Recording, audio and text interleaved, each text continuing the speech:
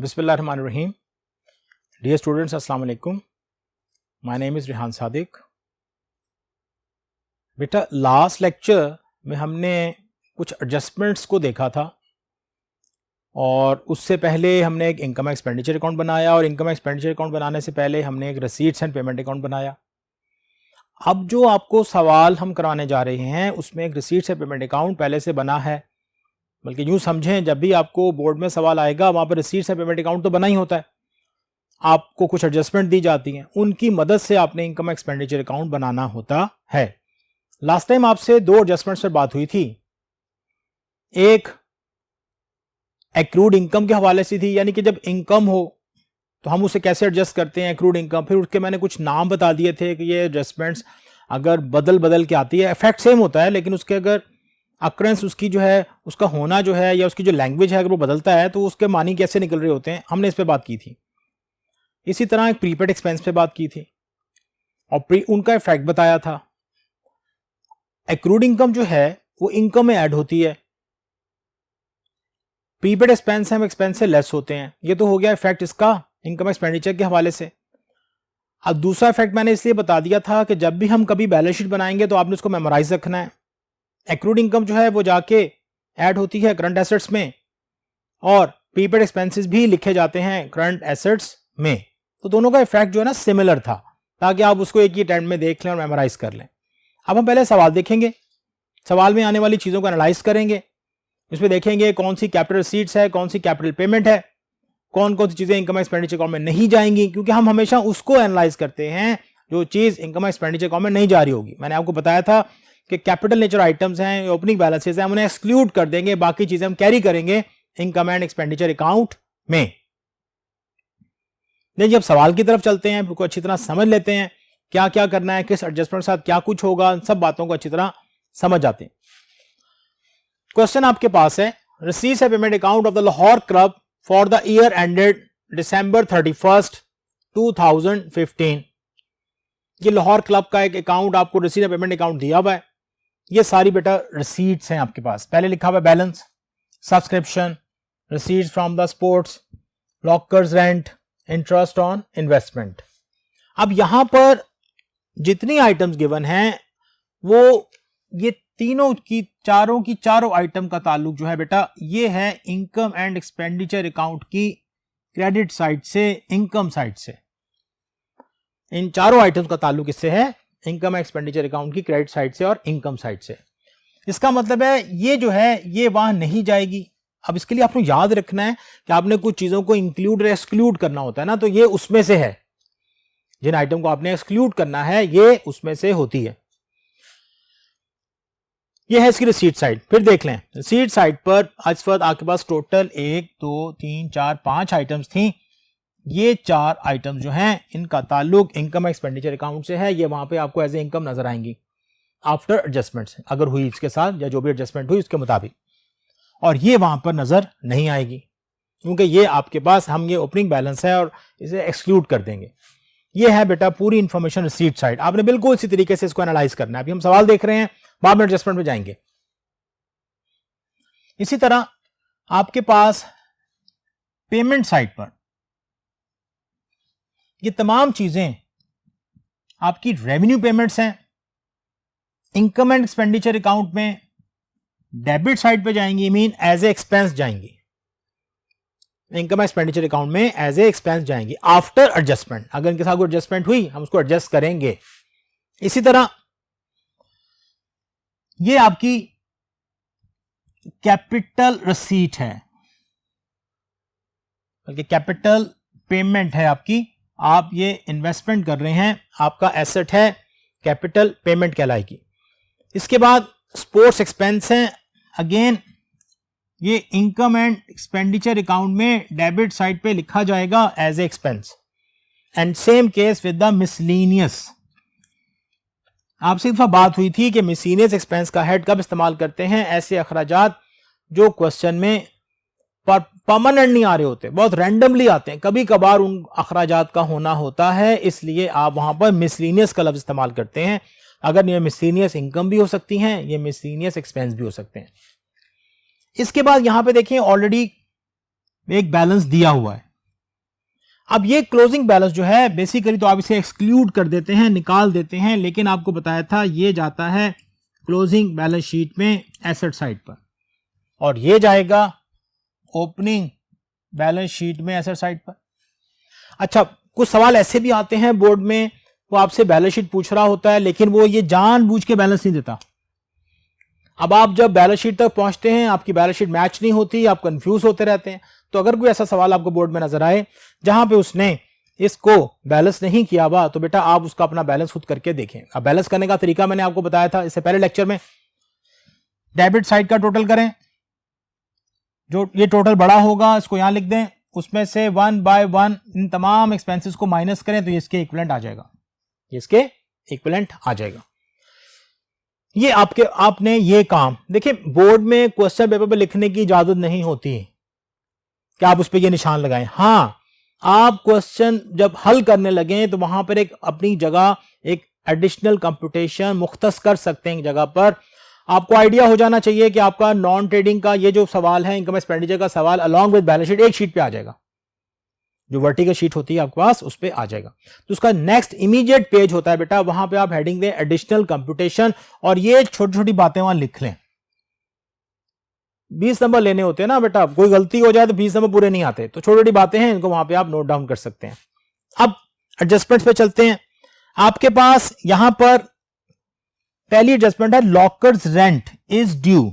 आपको याद होगा लास्ट लेक्चर में यहां पे एक बात की थी मैंने आपसे कि यहां पर जब लॉकर्स रेंट ड्यू हो या कोई इनकम ड्यू हो, इनकम अनपेड हो, इनकम आउटस्टैंडिंग भी हो सकता है, इनकम ओईमी हो सकता है, इनकम ड्यू भी हो सकता है, अगर इनमें से कोई लफ्ज लिखा हो और उसके साथ ईयर मेंशन ना हो, this is very much important, year mention ना हो तो उसका ताल्लुक करंट ईयर से होगा, उसका ताल्लुक करंट ईयर से होगा। और ये हम जानते हैं कि एक्रूड इनकम की बात हो रही है। अच्छा, यहां पे एक और बड़ी इंटरेस्टिंग सी चीज है। फर्स्ट करें यहां लिखा हुआ लॉकर्स रेंट, मैं यहां से लॉकर हटा देता हूं, रेंट लिख देता हूं, तो बच्चे कंफ्यूज होंगे सर ये इनकम है कि एक्सपेंस है। तो बहुत आसान तरीका, अगर ये इनकम साइड पर रिसीट साइड पे है तो इनकम है, अगर यही लफ्ज पेमेंट साइड पे है तो ये एक्सपेंस है। ये बोर्ड का बड़ा अहम सवाल है। कुछ ऐसे कॉमन हेड्स होते हैं जो इनकम में भी पाए जाते हैं और एक्सपेंस में भी पाए जाते हैं, जो इनकम में भी पाए जाते हैं और एक्सपेंस में भी पाए जाते हैं, लाइक रेंट है, इंटरेस्ट है।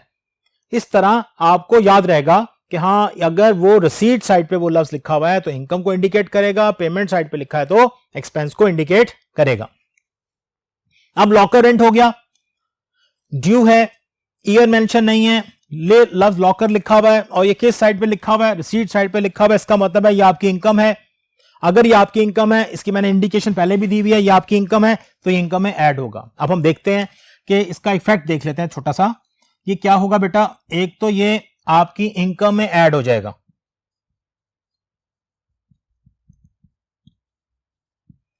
इनकम में ऐड हो जाएगा। और दूसरा इफेक्ट अगर आप देखना चाहते हैं, वही बात बैलेंस शीट में, क्लोजिंग बैलेंस शीट में ऐसे साइड पे होगा, क्लोजिंग बैलेंस शीट में ऐसे साइड में होगा। अब मैं क्या करूंगा, जब सवाल करने लगूंगा तो ये जो मेरे पास लॉकर रेंट यहां पे गिवन है, कितना गिवन है बेटा 300, इसमें मैं ये 200 रुपीज ऐड कर दूंगा, इसमें मैं 200 रुपीज ऐड कर दूंगा क्योंकि ये मेरी इनकम को बढ़ा रहा है। एक्रूड इनकम की डेफिनेशन अगर आपको याद हो, इनकम ड्यू हो चुकी है but not yet received in cash, या income earn but not yet received in cash. आपकी इनकम है, आपने इनकम कमा ली लेकिन आपको मिली नहीं, इसका मतलब है आपकी इनकम बढ़ गई, आपने अभी तक उसे शो नहीं किया। इसी तरह यहां पे एक लफ्ज टैक्सेस के हवाले से बात की, टैक्सेस आर प्रीपेड। अब प्रीपेड अंडरस्टूड होता है आने वाले साल के लिए, यहां पे एक साल मेंशन भी कर दिया जाता है कि 2016, ये भी आपसे लास्ट लेक्चर में बात हुई थी कि प्रीपेड को आप कैसे जज करेंगे, इसका ताल्लुक आने वाले साल से होता है। फिर देखिए ना, मैचिंग कॉन्सेप्ट के तहत हमने बनाना है एक साल के लिए। अगर मेरे एक्सपेंस 2 साल के शो हो रहे हैं तो उनमें से मैं 1 साल के एक्सपेंस को माइनस कर दूंगा, 1 साल के एक्सपेंस को माइनस कर दूंगा ताकि मेरा एक्सपेंस जो है वो 1 साल का शो हो। अगर आपके पास प्रीपेड का लफ्ज लिखा हो और टैक्सेस का लफ्ज लिखा हो, और आप देख सकते हैं टैक्सेस मैंने यहां पर पेमेंट साइड पे लिखा हुआ है, 600 की अमाउंट है, मैं क्या करूंगा, इसको यहां से लेस कर दूंगा। अब इसके भी 2 इफेक्ट हैं, इनकम ये एक्सपेंस साइड से लेस होगा और दूसरा वही बेटा बैलेंस शीट में ऐसे साइड। ये तमाम बातें मैंने आपको इससे पहले लेक्चर में बता दी हैं। अब आपका क्या काम है, देखिए मैंने अब जितनी एडजस्टमेंट भी आएंगी, 5 आती हैं, 6 आती हैं, मैंने उनकी प्रैक्टिस करवानी है आपको और इसी सवाल के थ्रू करानी है। इस तरह छोटे सवाल आएंगे, आपने क्या करना है, एक एक चीज को मेमोराइज करते जाना है। जब वो चीज मेमोराइज हो जाएगी तो आप एक सवाल, अच्छा सवाल करने की पोजीशन में आ जाएंगे। अब हमने बेटा सारा सवाल पढ़ लिया, हमने देख लिया कौन चीज कहां जानी है, किस चीज को लेके जाना है, किसको नहीं लेके जाना, मैंने सब उसके आगे मेंशन कर दिया है। अब जब हम नेक्स्ट बोर्ड पे जाएंगे तो हम इसका इनकम एक्सपेंडिचर अकाउंट बनाएंगे, बैलेंस शीट नहीं बनाएंगे, घबराने की जरूरत नहीं, इनकम एंड एक्सपेंडिचर अकाउंट बनाएंगे और देखेंगे जिन आइटम्स को हमने छोड़ा था वो छोड़ दिया, जिनको लेना था वो ले लिया, एडजस्टमेंट्स कर ली। तो अभी यूं समझ लें, एडजस्टमेंट्स मैंने एक दफा एक लेक्चर में बताया था, हमारे पास एडजस्टमेंट्स के 3 हिस्से नजर आते हैं, एक्सपेंस में भी, इनकम में भी, last year, current year, coming year. तो मैं अभी किस पे आपको बात करवा रहा हूं, करंट ईयर पर। तो जब हम करंट ईयर सीख जाएंगे फिर हम चलेंगे लास्ट ईयर या कमिंग ईयर की एडजस्टमेंट्स पर। तो इस तरह आपके पास अच्छे खासे सवाल भी बन जाएंगे, आपको एडजस्टमेंट्स का भी पता चल जाएगा और आप बहुत कुछ सीख सकते हैं। नहीं जी, अब इसका सोल्यूशन देखते हैं, इसको कैसे हल करना है। इसके लिए चलते हैं नेक्स्ट बोर्ड पर और वहां जाके हम इसको सॉल्व करते हैं। आए चले नेक्स्ट बोर्ड पर। बेटा यहां पर क्योंकि आपको मैंने यहां सारी आइटम्स लिख दी हैं, आइडिया दे दिया है उनका, अब मैं उनको वन बाय वन यहां एक्सप्लेन करने जा रहा हूं। पहले हम, आपको याद होगा ये जितने एक्सपेंस थे ये आपकी रिसीट्स एंड पेमेंट अकाउंट की क्रेडिट साइड पर नजर आ रहे थे, वहां से इसको डेबिट किया। सैलरीज थी, कितनी थी आपके पास, 3600 की थी, मैंने एज इट इज उस अमाउंट को यहां पे लिख दिया क्योंकि मेरे पास इसकी कोई एडजस्टमेंट्स अवेलेबल नहीं थी। स्टेशनरी भी एक्सपेंस था, मैं लिखा था कि ये वहां पे इनकम एक्सपेंडिचर को डेबिट साइड पे जाएगा, ये मैंने 400 यहां पर लिख दिया। टैक्सेस, टैक्सेस के साथ एक लफ्ज लिखा था प्रीपेड, प्रीपेड। तो जो प्रीपेड एक्सपेंस होता है वो लेस होता है, जो प्रीपेड एक्सपेंस होता है वो लेस होता है। देखें मैंने यहां लिखा लेस प्रीपेड, इस अमाउंट को लेस किया इस अमाउंट से और नेट फिगर कितनी आ गई, 500। बेटा इस तरह की चीजें ना आपके एमसीक्यूज में भी आती हैं कि ये आपका एक्सपेंस था, ये इस एक्सपेंस के अगेंस्ट प्रीपेड था, तो बताएं वो अमाउंट कितनी होगी जो इनकम एक्सपेंडिचर अकाउंट में जाएगी डेबिट साइड पर। तो ये जा रही है डेबिट साइड पर कितनी, 500 रुपीज। टेलीफोन 300 था, कोई एडजस्टमेंट मौजूद नहीं थी, हमने एज इट इज लिख दिया। स्पोर्ट्स एक्सपेंसेस हुए थे, कोई एडजस्टमेंट मौजूद नहीं थी, हमने एज इट इज लिख दिया। मिसलेनियस एक्सपेंसेस थे, कोई एडजस्टमेंट नहीं थी, हमने एज इट इज लिख दिया। अब जा रहे हैं हम इसकी रिसीट साइड और यहां रिकॉर्ड करेंगे उन रिसीट साइड से यहां की इनकम को। तो बेटा सब्सक्रिप्शन थी, कोई एडजस्टमेंट नहीं थी, हमने एज इट इज लिख दिया। रिसीट्स फ्रॉम द स्पोर्ट्स, कोई एडजस्टमेंट नहीं थी, एज इट इज लिख दिया। इंटरेस्ट ऑन इन्वेस्टमेंट आपकी इनकम को इंडिकेट कर रहा था, एज इट इज लिख दिया। लॉकर्स रेंट, यहां पे कुछ था आपको याद आएगा, 300 की अमाउंट थी और वहां पे था एक्रूड, और बेटा उसके साथ कोई ईयर मेंशन नहीं था, जिसके साथ कोई ईयर मेंशन ना हो वो एक्रूड इनकम होती है, आप उसको उसी इनकम में ऐड कर देते हैं जिससे उसका ताल्लुक होता है। ये बात वहां पे हुई थी जी। इनकम का कैसे पता चलेगा, अगर वो head of account receipt side पे लिखा है तो आपकी इनकम को इंडिकेट कर रहा है, और अगर वो पेमेंट साइड पे सेम हेड है तो वो आपके एक्सपेंस को इंडिकेट कर रहा है, क्योंकि वो इनकम की बात हो रही है, accrued income, income which you have earned but not yet received, वो हम क्या कर रहे हैं यहां पर ऐड कर रहे हैं। अब मैंने ये इनकम ऐड की, एक्रूड इनकम ऐड कर दी मैंने, मेरे पास जो इनकम आ गई टोटल कितनी आ गई, 500, 500, 200 में 300 रुपए ऐड किया, टोटल अमाउंट कितनी बन गई बेटा, 500। ले जी, अब आपके पास अगला स्टेप, जब ये आप सारी चीजें लिख लेते हैं तो अब आप क्या करेंगे, अब आप इसमें इसको एडजस्ट करेंगे और अपना सरप्लस या डेफिसिट निकालेंगे, क्योंकि अभी हम कुछ सवाल ऐसे लेके चल रहे हैं, सरप्लस ही आएगा ताकि आपको सरप्लस की प्रैक्टिस हो जाए, फिर आपको एक सवाल हम कुछ ऐसे कराएंगे जिसमें डेफिसिट आए। अब बेटा यहां पर आप देखें आपके पास क्रेडिट साइड है, this 5100 plus 1200 plus 1400 plus 500, total is 8200, total is 8200। अब इसमें से आप वन बाय वन सारे एक्सपेंसेस को माइनस कर दें। सबसे पहले है 3600, फिर इसमें से माइनस करें 400, फिर इसमें से माइनस करें 500, फिर 300, फिर 1150, then 800, and your answer is 1450. This is what? This is surplus. अब सरप्लस के साथ में एक चीज लिखवाता हूं, अगर आपको याद हो, transfer to capital fund account, जैसा आप फाइनल अकाउंट में लिखते थे कि net profit transfer to capital account, तो बेटा यहां कैपिटल नहीं बोला जाएगा, यहां कैपिटल फंड। फिर जब एक बात आएगी, बैलेंस शीट बनाते हैं हम, फिर बताएंगे हम कैपिटल फंड क्या था, उसकी डेफिनेशन में बात हो जाएगी, उसके एक आध और नाम भी बता दिए जाएंगे आपको। अभी आपका जो पहला टारगेट था वो सिर्फ ये था कि आपने अपने सवाल को किस तरीके से एडजस्ट करना है from receipts and payment account. अभी तक जो आपने सवाल पढ़ा उसमें आपने इनकम एक्सपेंडिचर के हवाले से कुछ बातें आपने सीखी। इसमें आपने सरप्लस फाइंड किया, सरप्लस फाइंड कर लिया आपने 1450 का, और उसके बाद जो है आप अब इस सवाल को फाइनलाइज करने लगे हैं। मीन इसके बाद अगर कोई चीज बनेगी तो वो बैलेंस शीट होती है। अब हम क्या करेंगे, इसमें इसी सवाल में एक एडजस्टमेंट और ऐड करते हैं और फिर इस सवाल को दोबारा करके देखते हैं इसमें क्या। अब वो एडजस्टमेंट का ताल्लुक भी इनकम से है, तो इसके लिए हम दोबारा चलते हैं अपने क्वेश्चन पर, और वहां जाके हम इसमें छोटी छोटी अमेंडमेंट्स करके इस सवाल को दोबारा रीड्राफ्ट करके देखते हैं कि हमारे क्वेश्चन पे क्या असर पड़ता है, हमारा प्रॉफिट कितना बढ़ता है, इससे क्या असर पड़ेगा। तो एक एडजस्टमेंट और ऐड करते हैं, ताल्लुक उसका इनकम से ही होगा। तो दोबारा चलते हैं बेटा हम नेक्स्ट बोर्ड पर, एक एडजस्टमेंट अमेंड करते हैं, एक एडजस्टमेंट उसमें ऐड करते हैं, और फिर यहाँ के सोल्यूशन को जरा दोबारा देखते हैं। तो आपको आइडिया हो जाएगा कि एक एक एडजस्टमेंट बढ़ती जाए तो सवाल की शक्ल कैसे बनती चली जाती है। तो आए चलते हैं बोर्ड नंबर 1 पे, दोबारा अपने सवाल को थोड़ा सा अमेंड करते हैं। ले बेटा ये आपके पास सवाल था, वही क्वेश्चन है। अब हम देखते हैं इसमें हम किस चीज का इजाफा करेंगे और सवाल पे क्या तब्दीली आती है। क्योंकि मेरी कोशिश ये है कि मैं कोई एक सवाल फिक्स करूं, उसके जरिए आपको 2, 3, 4, 5 एडजस्टमेंट सिखा दूं, ताकि आपको आइडिया हो जाए कि जो पर्टिकुलर एडजस्टमेंट्स हैं वो किस तरह आ रही हैं। फिर जब उनके हेड्स ऑफ अकाउंट में चेंज आएगा, कोई चीज बदलती है, तो आपको इतना तो आइडिया होगा ना इनकम को कैसे एडजस्ट करते हैं, इनकम से रेलेवेंट एडजस्टमेंट्स कौन कौन सी हैं, एक्सपेंस से रेलेवेंट एडजस्टमेंट कौन कौन सी हैं। तो देखते हैं, मैं इसमें एक एडजस्टमेंट ऐड करने जा रहा हूं। ये सी देखें, अब मैं यहां लिख रहा हूं सब्सक्रिप्शन के हवाले से।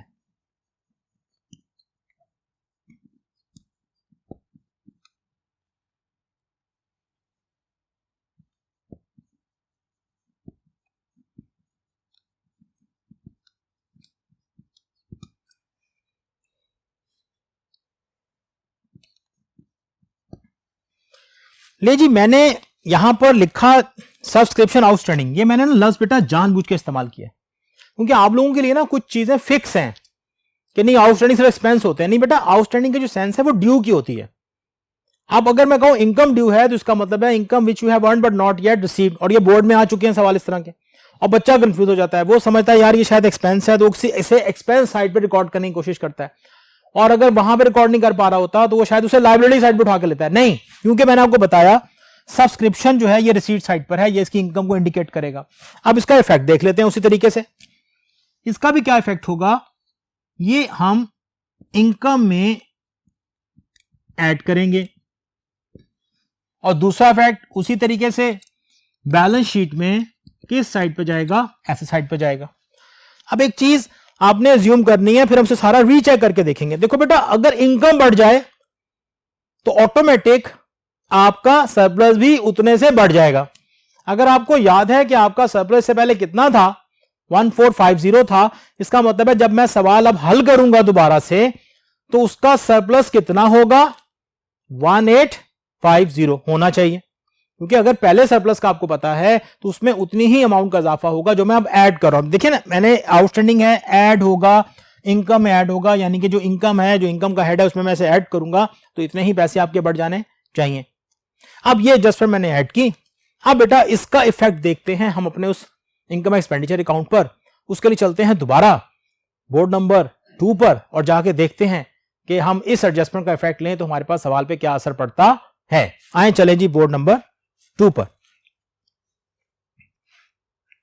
अब हम पहले तो उन जगह से उस एडजस्टमेंट्स को जरा चेंज करेंगे, और चेंज करने के बाद फिर सवाल को दोबारा रीड्राफ्ट करेंगे। तो उससे पहले हम क्या करते हैं कि इसका ये सरप्लस टोटल हटा देते हैं, क्योंकि ये बदल जाएगा ना अब सारा। और देखें तब्दीली या इसकी चेंज किस जगह पे आने वाली है वो देखें हम। हमने बात की सब्सक्रिप्शन की, ये लें। अब आप क्या करोगे, सब्सक्रिप्शन जो ऑलरेडी आपके पास गिवन थी दैट वाज ₹5,100। अब इसमें ऐड करोगे एक्रूड सब्सक्रिप्शन जो कितनी है बेटा 400 एंड फिगर इज 5,500। अब आप इसको दोबारा से इसका प्रॉफिट कैलकुलेट करके देखें। सरप्लस जो है अब इसका टोटल लेते हैं 5,500 प्लस 1,200 प्लस 1,400 प्लस, तो टोटल इज 8,600। अगर आपको याद हो इससे पहले इसका टोटल कितना था 8,200, इसमें कितनी एडिशन हुई 400 की, तो उसमें कितनी एडिशन हो गई 400 ही की। तो अगर 8,200 में आप 400 ऐड करें अमाउंट बिकम्स 8,600। अब इसी अमाउंट को मैं यहां लिख रहा हूं। अब बेटा उसी तरीके से मैं इसका सरप्लस फाइंड करूंगा, इसमें से 1 बाय 1 चीजों को माइनस करूंगा। 3,600, 400, 500, 300, 1,150 and 800 and your amended surplus is 1,850। मैंने आपको पिछले बोर्ड में बताया था कि जितना मैं इसमें इजाफा करूंगा आपका सरप्लस उतना ही बढ़ जाएगा, क्योंकि क्वेश्चन सेम चल रहा था ना। इस तरह सेम क्वेश्चन का ये फायदा होता है, अगर मैं आपको कहूं जी मैं अब ये एडजस्टमेंट ऐड करने जा रहा हूं तो आप उसे ना वक्त से पहले कैलकुलेट कर लेते हैं और देख लेते हैं कि हाँ अगर ये कैलकुलेट सर करेंगे, अगर इस अमाउंट को इसमें ऐड करेंगे, अगर इस अमाउंट को इसमें से लेस करेंगे तो इससे क्या फर्क पड़ने वाला है। तो जब आप उसमें ऐड या लेस करेंगे तो आपके जाहिर है उसी अमाउंट का फर्क आपके सरप्लस या डेफिसिट पर भी आएगा। बेटा आज के लेक्चर में हमने एक तो सवाल देखा, उस सवाल के अंदर हमने एडजस्टमेंट्स की। पहले दफा मैंने वो सवाल किया 2 एडजस्टमेंट के साथ, फिर मैंने सवाल किया उसे 3 एडजस्टमेंट के साथ। लेकिन ये 2 एडजस्टमेंट्स मैंने आपको अभी शुरू में बताया, अभी मैं आपको जो प्रैक्टिस कराऊंगा इनकम और एक्सपेंस की कराऊंगा, लेकिन उसका ताल्लुक किससे है, करंट ईयर से। इनकम और एक्सपेंस और क्या है, करंट ईयर।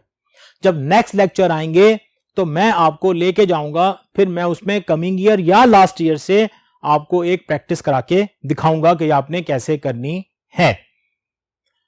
इसको बहुत अच्छे से मेमोराइज कीजिएगा, समरी मेमोराइज कीजिएगा। एडजस्टमेंट्स ऐसी एडजस्टमेंट मैं बिल्कुल छोटी छोटी करा रहा हूं क्योंकि पार्ट 1 से आपने अक्सर बच्चे एडजस्टमेंट्स नहीं करते, क्योंकि हमारे पास पार्ट 2 में बहुत से ऐसे चैप्टर्स हैं जिसमें एडजस्टमेंट्स आती हैं, इसलिए आपको बहुत ध्यान से करना पड़ेगा।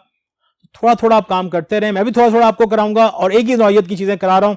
जब आप परफेक्ट हो जाएंगे फिर हम बेटा इस सवाल को थोड़ा सा और बढ़ा देंगे, एडजस्टमेंट की तादाद को बढ़ा देंगे और आस्ता आस्ता आपको उन एडजस्टमेंट तक ले जाएंगे जो इसका अहम हिस्सा होती हैं, जुज़ होती हैं, जो अक्सर बोर्ड में पूछी जाती हैं। तब तक के लिए इजाजत दीजिएगा, इंशाल्लाह नेक्स्ट लेक्चर मुलाकात होगी आपसे। अल्लाह हाफिज।